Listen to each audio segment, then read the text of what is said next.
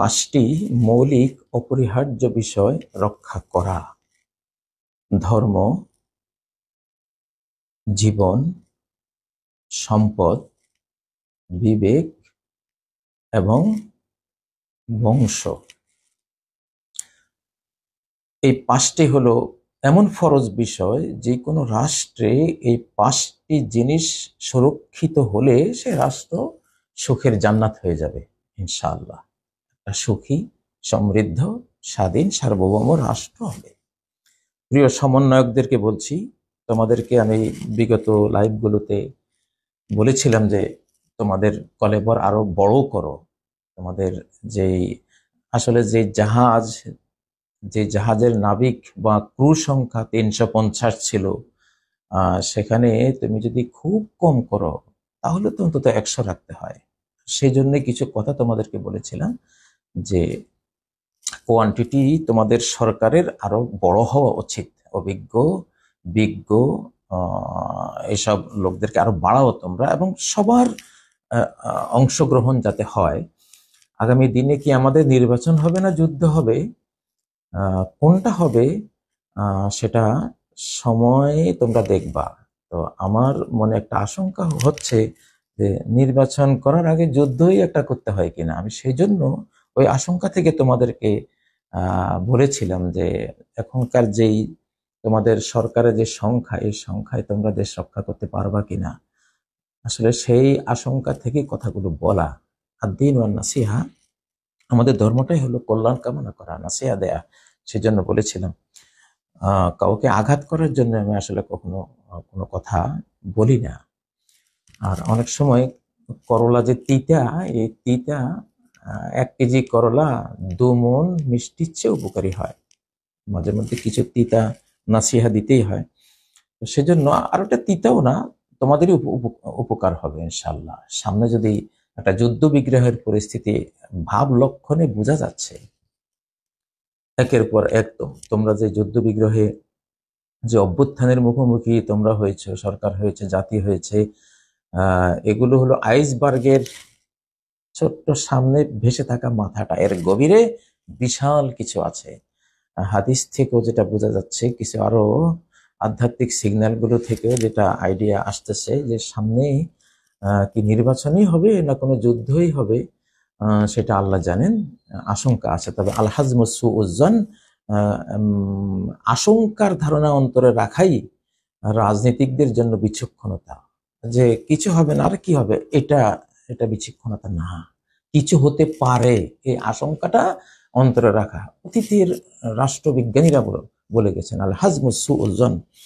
তো সেই জন্য তোমাদেরকে এটা আসলে ওইভাবে উপদেশগুলো দিয়েছি। তো এখন যেটা আজকে 5টি বিষয়, এই 5টি বিষয়ের মধ্যে প্রথম হলো ধর্ম। ধর্ম বলতে বিধাতার ধর্ম, যেটা মূলত সনাতন ধর্ম বা বিধাতা ধর্ম হলো ইসলাম। নূহ আলাইহিস সালামের আগে থেকেই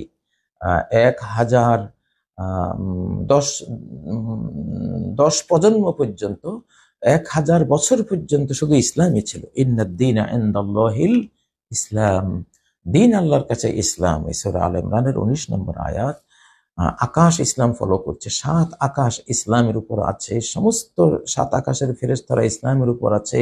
আমাদের বায়ুমণ্ডল ইসলাম ফলো করে, আমাদের এই পৃথিবীর জলবায়ু, গাছগাছালি, পাখালি, চন্দ্র সূর্য সবকিছুই ইসলাম ফলো করে। ওলাহু আসলামা মান ফিস সামাওয়াতি ওয়াল আরদ, আকাশ জমিনের সবকিছুই তার সামনে ইসলাম গ্রহণ করে আছে, মুসলিম হয়ে আছে। ওলাহু আসলামা মান ফিস সামাওয়াতি ওয়াল আরদ, সুবহানাল্লাহ, কত বড় কথা। তো ইসলামই হলো আমাদের বাঁচার সবচেয়ে বড় উপায়। তো ধর্ম রক্ষা, ধর্মই হলো নিরাপত্তা। এই যে বলা হয় সিকিউরিটি বা সেফটি বা নিরাপত্তা, যে বলা হয়, অনেকে বুঝে না যে নিরাপত্তা কি দিয়ে হয়। নিরাপত্তা একটা জিনিস দিয়ে হয়, সেটা হলো ধর্ম দিয়ে হয়। নবী সাল্লাল্লাহু আলাইহি ওয়াসাল্লাম দোয়া করতেন, আল্লাহুম্মা আসলিহ লি দীনি আল্লাযী হুয়া ইসমাতু আমরি, আমার দ্বীনকে সংশোধন করে দেন, আমার ধর্মকে আমার জন্য সুন্দর করে দেন, মার্জিত করে দেন, নির্ভুল করে দেন। কেন? আল্লাযী হুয়া ইসমাতু আমরি, এই ধর্মই আমার নিরাপত্তা, ধর্মই নিরাপত্তা। এই জন্য আল্লাহুম্মা হাফাজনি ইহফাজনা বিল ইসলামে কাইমিন, নবীজি দোয়া করতেন ইসলাম দ্বারা আমাকে হেফাজত করেন দণ্ডায়মান অবস্থা, আমাদেরকে দাঁড়ানো অবস্থায় হেফাজত করেন ইসলাম দ্বারা, বসা অবস্থায় ইসলাম দ্বারা হেফাজত করেন, শায়িত অবস্থায় ইসলাম দ্বারা হেফাজত করেন। তো ইউনূস আলাইহিস সালাম যখন মাছের পেটে পড়ে গিয়েছিলেন, সেটা ধর্মীয় একটা নির্দেশ অমান্য করার কারণে পড়ে গিয়েছিলেন, উদ্ধার পেয়েছিলেন ধর্মীয় একটা নির্দেশ পালন করে, কি লা ইলাহা ইল্লা আনতা সুবহানাকা ইন্নী কুনতু মিনাজ জালিমিন। আদম আলাইহিস সালাম জান্নাত থেকে সপরিবারে স্বামী স্ত্রী অপমানিত উলঙ্গ হয়ে বেরিয়েছেন কেন? একটা ধর্মীয় নির্দেশ অমান্য করার কারণে। কারণ ধর্ম হলো নিরাপত্তা, তুমি নিরাপত্তা লঙ্ঘন করেছো, এখন বের হও, গেট আউট। আচ্ছা, তো গেট আউট হয়ে আবার তিনি নিরাপত্তা পেলেন কি দিয়ে? ধর্মীয় একটা বাণী, একটা আদেশ মান্য করে। সেটা কি? রব্বানা যালামনা আনফুসানা ওয়া ইল্লাম তাগফির লানা ওয়া তারহামনা লানাকুনান্না মিনাল খাসিরিন, এইটা বলে নিরাপত্তা পেয়েছেন। সবখানে ইব্রাহিম আলাইহিস সালাম যখন আগুনে পড়ে গিয়েছিলেন, সেটা একটা পরীক্ষা ছিল, উনি কোনো ধর্মীয় কিছু লঙ্ঘন করেননি, একটা পরীক্ষা স্বরূপ আল্লাহ দিয়েছিলেন, কিন্তু বেঁচেছিলেন কি দিয়া? একটা ধর্মের বাণী, হাসবি আল্লাহু ওয়া নি'মাল ওয়াকিল, আল্লাহ সাফিসিয়েন্ট আমার জন্য, আর কতই না উত্তম কর্মবিধায়ক। দেখো, তো ধর্মটাই হলো নিরাপত্তা। কবরে নিরাপদ থাকবে কে? যে সঠিক ইসলাম এই ধর্মটা পালন করে গেছে, তার জন্য জান্নাত। বিপদে পড়বে কে? যে সঠিক ধর্ম পালন করে যায়নি, কবরে তার জন্য আগুন। জাহান্নামে যাবে কে? যে ধর্ম পালন করেনি, যে ইবাদত করেনি, সালাত পড়েনি, সিয়াম পালন করেনি, বিধাতার বিধান মানেনি, সে জাহান্নামে পড়বে। জান্নাতে যাবে কে? যে ঈমান এনেছে, সালাত কায়েম করেছে, সিয়াম রেখেছে, যাকাত দিয়েছে, মানে ধর্মই নিরাপত্তা। তো মুহাম্মদ সাল্লাল্লাহু আলাইহি সাল্লামের যখন তিনি রাজনীতি করেছেন, রাষ্ট্র চালিয়েছেন, এবং ওমর, ওসমান, আলী তারা করেছেন, একটা তরুণী মেয়ে সানা থেকে হাজারাবাদ 1000 কিলোমিটার চলে গেছে, কেউ তাকিয়েও দেখেনি তার দিকে। 1000 কোটি টাকা নিয়ে এখনো আরব বিশ্বের মানুষ ঘুরে, নিরাপদ। ধর্ম আছে এখানে, অত অত পুলিশ বাহিনী নেই, কিন্তু ধর্ম আছে। তো যাই হোক, তো ধর্ম নিরাপত্তা আমাদের বারবার এই যেমন মক্কা মদিনা, এই মক্কা মদিনাওয়ালা রাষ্ট্রটি শান্তিতে তারা ফার্স্ট হয় প্রায়, কেন? এই ধর্মটা আছে এখনো, যা আছে এটুকু, আরো যদি বেশি থাকে আরো বেশি নিরাপত্তা আসবে। আচ্ছা, তারপরে তাহলে সঠিক ধর্ম মানুষকে শিখাতে হবে। রাজনীতিকদের প্রধান দায়িত্ব হলো ইউআল্লিমুহুম দীনাহুম। ওমর বলতেন যে তোমাদেরকে, হে আমার আমার যত মন্ত্রী, আমার যত সচিব, আমার যত কর্মকর্তা আছে, তোমাদেরকে পাঠাচ্ছি মানুষকে সঠিক ধর্ম শেখাবা, আর কি? মানুষকে তাদের সম্পদ দিবা, তাদেরকে ধর্মীয় জ্ঞান দেয়া, আর যত টাকা পয়সা ধন দৌলত লাগে এইটা দেয়া, এইটা হলো তোমাদের কাজ। তাহলে ধর্মীয় নিরাপত্তা বিধান করতে হবে। এটি তো সূরা আলে ইমরানের একটি আয়াত পড়ে আমি তোমাদেরকে বুঝালাম। দ্বিতীয় হলো জীবনের নিরাপত্তা দিতে হবে। জীবনের নিরাপত্তা, জীবনের নিরাপত্তা দেওয়ার জন্য ইসলামে যেমন সূরা আল বাকারার 178 নম্বর আয়াত, ইয়া আইয়ুহাল্লাযীনা আমানু কুতিবা আলাইকুমুল কিসাস, হে ঈমানদাররা, তোমাদের জন্য জানের বদলা জান ফরজ করা হয়েছে। এখানে লম্বা আয়াত আছে, দেখো, কিসাস, জানের বদলা জান, অথবা রক্তমূল্য 100 উট। রক্তমূল্য কিন্তু 100 উট, বাংলাদেশে কয় লাখ টাকা দিয়ে এটা বিদায় করে দেয়, এটা ঠিক না। তোমরা ওটা আইন ঠিক করে নিবা। 100 উট কমপক্ষে তো 1 কোটি টাকা দাম হবে রক্তমূল্য। তাহলে জানের নিরাপত্তা দিলে রাষ্ট্র ঠিক হয়ে যাবে ইনশাল্লাহ। মানুষের জীবনের নিরাপত্তা আসলো, মানুষের প্রাণ হারাবার তার কোনো ভয় নেই, কেউ তাকে খুন করিয়ে ফেলবে এই ভয়টা নেই, এটা একটা বিশাল জিনিস। আচ্ছা, 3 নম্বর হলো সম্পদের নিরাপত্তা। সম্পদের নিরাপত্তা দিতে হবে। তো জানের নিরাপত্তার কথা কোরআনে অনেক জায়গাতে আল্লাহ বলছেন, ওয়ালা তাকতুলুন নাফসাল্লাতী হারামাল্লাহু ইল্লা বিল হক, তোমরা কোন নফসকে হত্যা করো না অন্যায় ভাবে। বা যে সূরা আল মায়দার যে 33 নম্বর আয়াতটা, এটা আমরা জানি, মান কাতালা নাফসান বিগাইরি নাফসিন আও ফাসাদিন ফিল আরদ ফাকান্নামা কাতালান নাস জামিআ, যে কোনো অন্যায় করেনি, যে কাউকে খুন করেনি, অন্যায়ভাবে তাকে খুন করা, যে খুন করলো যেন সে গোটা মানব জাতিকে খুন করলো। তাহলে জানের নিরাপত্তা এটা অপরিহার্য বিষয়। আর 3 নম্বর হলো সম্পদের নিরাপত্তা।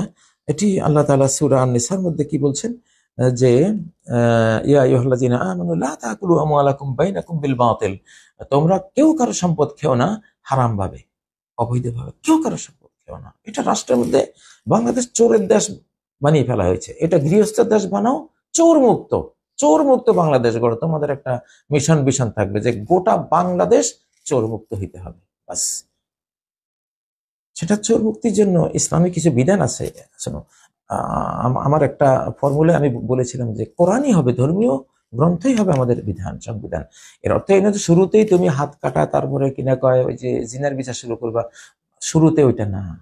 কোরআনের প্রথম যেই যে 30তম পারা শুধু মনোথিজম, শুধু মন গড়া, আল্লাহর একত্ববাদ দিয়ে, জান্নাতে যাওয়ার উদগ্র বাসনা দিয়ে, জাহান্নামের ভীতি, জান্নাতের উদগ্র বাসনা আর জাহান্নামের প্রচন্ড ভয় ছাড়া কোন সমাজ তুমি ঠিক করতে পারবে না। এটা এখনকার সমাজ বিজ্ঞানী, রাষ্ট্রবিজ্ঞানীরা লাস্ট এখানে আসছে যে একটা রাষ্ট্র ঠিক করতে হলে তার জান্নাতের বাসনা আর জাহান্নামের ভীতি দিতেই হবে। কোনো তরুণ প্রজন্ম হোক, যে কোনো প্রজন্ম হোক, এটা ছাড়া উপায় নেই। জান্নাত কি? তোমরা যেমন ছুটি পেলে কোথায় যাও? সুন্দরবনে যাও, কি আছে সেখানে? জান্নাত, গাছগাছালি, পাখালি, নদী নালা, ঝর্ণা, দেখো এটাই তো জান্নাত। এখন যেমন একটা ছুটি পেলে সুন্দরবন, কোথায় বাগ বাগান আছে, নদী ঝর্ণা আছে, সাগর আছে, সি বিচ আছে, এগুলি তো জান্নাত। তো এগুলি, তো এগুলির দিকে ছোট না, এই চেতনাটাই অনন্ত লোকেও থাকবে। আচ্ছা, আর যে কোনো বিল্ডিং এ একটা ফায়ার সার্ভিসের একটা পার্ট থাকে, একটা লাল কিনা কয় এটাকে সিলিন্ডার থাকে। কেন? আগুন, আগুন থেকে বাঁচাও। ওইটা তো জাহান্নাম। বিল্ডিং ওয়ালারা যদি দুনিয়ার আগুনের ব্যাপারে এত সতর্ক থাকো, তো অনন্তকালের সেখানেও তো ফায়ার আছে। সে ফায়ারে কি কি কারণে যেতে হবে সেগুলি জাতিকে জানাতে হবে। আচ্ছা, তো এইটা তো যাই হোক, সম্পদ, কারো সম্পদ কেউ খেলে, অন্যায়ভাবে খেলে তার জাহান্নামে যেতে হবে, তাকে কবরে আযাবে ভুগতে হবে, দুনিয়াতে তার শাস্তি হবে। তাহলে সম্পদের নিরাপত্তা, চোর মুক্ত বাংলাদেশ চাই, ডাকাত মুক্ত বাংলাদেশ চাই, আত্মসাৎকারী মুক্ত বাংলাদেশ চাই। এটা ইনশাল্লাহ তোমরা করবা। আর 4 নম্বর হলো বিবেকের নিরাপত্তা। এটা এটা হলো বিবেক। যে কোনো নেশা, ইয়াবা বলো, আরো যত রকমের, তোমরা তো আমাদের চেয়ে বেশি জানো, মদ, নেশাদ্রব্য থেকে বিবেককে রক্ষা করা। বিবেক, নেশা করলে বিবেক থেকে যে সেলগুলি প্রথমে হারিয়ে যায়, সেটা হলো নিরাপত্তা, হিতাহিত জ্ঞান, ভালো মন্দ, কোনটা ভালো কোনটা মন্দ। ব্রেইনের যে সেলগুলি বা হৃদয়ের, হার্টের যে সেলগুলি, হার্টের একটা ব্রেইন আছে, যে সেলগুলি ভালো আর মন্দ নিরূপণ করে, নেশা করলে ওটা নষ্ট হয়ে যায়। আজকে কোটি কোটি মানুষ পৃথিবীতে এমন আছে যে ভালো বুঝে না, মন্দ বুঝে না। তাকে হাজার অন্যায় করেও সে বলবে কি, আমি কি অপরাধ করলাম? আরে কি আশ্চর্য কথা!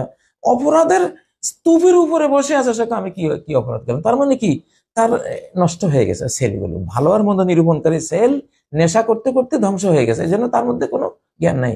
এই শ্রেণীটাকে আল্লাহ ডিলিট করে দিবেন মনে হয়। কোটি কোটি মানুষের জন্য মারা যাবে, কারণ এরা থাকলে পৃথিবী আর সুন্দর করা যাবে না। এদেরকে আল্লাহ তাআলা বিভিন্ন গজব দিয়ে, সৃষ্টি প্রাকৃতিক গজব দিয়ে হোক, যুদ্ধের গজব দিয়ে হোক, বিভিন্ন ভাবে, টর্নেডো, বন্যা, সাইক্লোন, ভূমিকম্প দিয়ে এই শ্রেণীটাকে বিদায় করে ফেলবেন, তাহলে একটা সুন্দর পৃথিবী আসবে। তো এই জন্য মাদক দ্রব্যকে কঠিন হস্তে আমাদের রুখে দিতে হবে। এটা ধর্মীয় মোটিভেশন দিয়ে, আলিম ওলামা, ইমাম, খতিব, ওয়াইজ, বক্তা, রাষ্ট্রীয় প্রশাসনিক শাস্তির বিধান, সব সব মিলিয়ে এটা একদম এই এই অতীব জরুরি বিষয়টা তোমাদেরকে করতে হবে। আর 5 নম্বর হলো বংশ রক্ষা। বংশ রক্ষা, জিনা প্রতিরোধ করে, জিনা প্রতিরোধ, ওলা তাকরাবু জিনা। এটা আয়াতের অভাব নাই, আমি এখানে নির্দিষ্ট 1-2টা আয়াত আনার দরকার নেই। সারা কোরআনে সব ধর্মে জিনা নিষিদ্ধ, ওলা তাকরাবু জিনা, জিনার কাছেও যেও না। কারণ জিনার দ্বারা বংশ নষ্ট হয়। বংশ কি? কার কার কার সন্তান, কার ছেলে, কার মেয়ে? যেমন পশ্চিমা বিশ্বে জিনার কারণে এখন শতকরা 80, 84, 90 জন সন্তান হলেও জারজ। যেমন আমেরিকানরা সন্দেহ করেছে যে আমরা আগামী দিনগুলোতে একটা হালাল সন্তান পাবো কিনা প্রেসিডেন্টের নির্বাচন করাবার জন্য। ওরা নিজেরা যায়, ভালো মানে খারাপ কি হয় হোক ওটা চিন্তা নাই, প্রেসিডেন্ট ভালো হইতে হবে, নেতা ভালো হইতে হবে, এটা চিন্তা করে। তো এই বংশ রক্ষার জন্য জিনা প্রতিরোধ করতে হবে। আজকে যে গার্লফ্রেন্ড, বয়ফ্রেন্ড, অবৈধ প্রেমের নামে যে ভয়াবহ অবস্থা চলছে, আগের যুগে নবীজির আমলে যে জাহিলি যুগ ছিল, ওই যুগে জাহিলিয়াতেও অবৈধ প্রেম ছিল, কিন্তু জিনা খুব একটা ছিল না। ওরা বলতো যে প্রেমিকের জন্য হলো নাভির উপর থেকে অংশ, এটা প্রেম, আর নাভির নিচের অংশ হলো স্বামীর জন্য, ওটা সন্তান উৎপাদনের জন্য। এখানে কিসের প্রেম ভালোবাসার সম্পর্ক? ওরা প্রেমিকের জন্য, ওটা ওরা এটাকে নিষিদ্ধ মনে করত, একটা বাস বিচার ছিল। আজকে কি আছে? আজকে তো বংশ বরবাদ করে দিয়েছে, যে কে যে কার সন্তান এখন। তো এইটা একটা আল্লাহ তাআলার একটা বিরাট একটা জিনিস, যে মানব বংশের জেনেটিকলি যেই ধারাবাহিকতা আসে, পবিত্রতা, বংশীয় পবিত্রতা রক্ষা, মানব সম্ভ্রম রক্ষা করা। একটা সন্তান জারজ হয়ে গেলে সাইকোলজিক্যালি জারজ সন্তানরা খুবই ক্ষতিগ্রস্ত হয়, খুব মারমুখো হয়, খুব মানে তাদের মধ্যে বাপের ঠিক থাকে না, যাদের তাদের চরিত্রের ঠিক থাকে না, তাদের স্বভাব ঠিক থাকে না, তাদের কিছু ঠিক থাকে না। বিশ্বে অনেক বড় বড় হত্যাকাণ্ড যেসব লোকেরা ঘটিয়েছে, এদের ইতিহাস পড়ে দেখো, এরা অধিকাংশ জারজ ছিল। অনেক বড় বড় ধরনের ভয়ঙ্কর হত্যাকাণ্ড যারা ঘটিয়েছে। যাই হোক, আমি আর কথা লম্বা করতে চাই না। এই 5টি মৌলিক জিনিস আমরা সময় সময় আমরা এগুলো নিয়ে আরো বিস্তারিত বলবো। এই 5টি জিনিস অবশ্যই বাংলাদেশ আমাদের রাষ্ট্রে আমাদেরকে রক্ষা করতে হবে। আল্লাহ তৌফিক দান করুন। আসলে ওই বন্যার কথা তো বললেই না। বন্যার জন্য আমাদের মাঠে আমাদের টিম কাজ করতেছে। আল জামিয়া ট্রাস্টের পক্ষ থেকে আমরা টিম নামিয়েছি। আপনারা তো আছেনই, সবাই আলহামদুলিল্লাহ ঝাঁপিয়ে পড়েছে। একটা কথা বলি, এই যে যেইভাবে এই জাতি ত্রাণ দান এবং সাদাকা এবং মানবতাকে উদ্ধারের কাজে ঝাঁপিয়ে পড়েছে, আল্লাহ গুনাহ মাফ করে দিবেন। সাদাকার দ্বারা গুনাহ মাফ হয়, দ্বারা বোঝা যায় আল্লাহ বাংলাদেশটিকে ক্লিন করে নিচ্ছেন। এক অংশ দান করে পরিচ্ছন্ন হচ্ছে, গুনাহ থেকে মুক্ত হচ্ছে, আরেক অংশ বিপদে পড়ে গুনাহ থেকে মুক্ত হচ্ছে। যে বন্যার দ্বারা তারা গুনাহ মুক্তি পাচ্ছে, আর আমরা দানের দ্বারা গুনাহ মুক্ত হচ্ছি। তার গোটা বাংলাদেশ একটা পাপ মুক্ত হয়ে একটা পবিত্র সুন্দর সমৃদ্ধি যা আসবে বাংলাদেশে, ইনশাআল্লাহ লক্ষণ আমরা দেখতে পাচ্ছি। আল্লাহ তৌফিক দিন। আসসালামু আলাইকুম ওয়া রাহমাতুল্লাহি ওয়া বারাকাতুহু।